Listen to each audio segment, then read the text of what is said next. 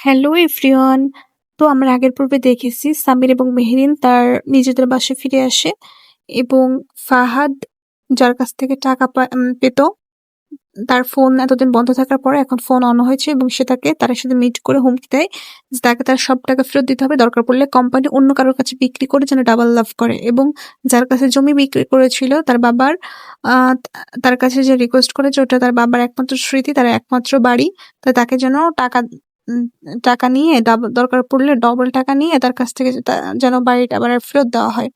এবং আহ সামিরের বাবা হঠাৎ করে আবার অসুস্থ হয়ে যায়, তখন সকলে সিদ্ধান্ত নেয় যে তাকে ঢাকা নিয়ে যাবে।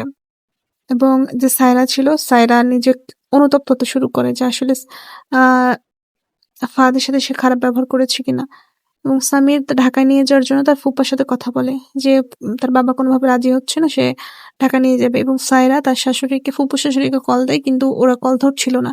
এটা দেখে সায়রা আরো বেশি অনুতপ্ত এবং খারাপ ফিল করতে শুরু করে এবং পরে ফারহানাকে কল দেয়।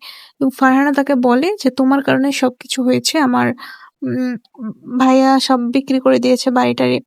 এবং এটা জানার পর ফারহানা জানায় যে তাদের সবাইকে না পেয়ে সায়রা ফারহানার কাছে কল দিয়েছিল। এবং তখন সায়রা যখন জানতে পারে যে আসলে তার বাড়িটা বিক্রি করেছে, তখন ফাহাদকে এসে হুমকি দেওয়া শুরু করে যে তোমার মতো সেলফিশ এবং ক্যারেক্টারলেস কেউ নাই যে নিজের বাবার জমিটাও বিক্রি করে দেয়, বাড়িটাও বিক্রি করে দেয়। তখন ফাহাদ জানায় যে সবকিছু তুমি তোমার জন্য করেছি, কারণ তুমি আমাকে 7 দিনের ভিতর টাকা দিতে বলেছিলে। এবং সামিরের বাবা অনেক বেশি অসুস্থ, তো সামনে দেখা যাক হয়তো মারা যাবে বা কোনো কিছু। কিন্তু এদিকে আবার ফাহাদও তাদের যে বাড়িটা বিক্রি করেছিল সেটা উদ্ধার করে ফেলবে।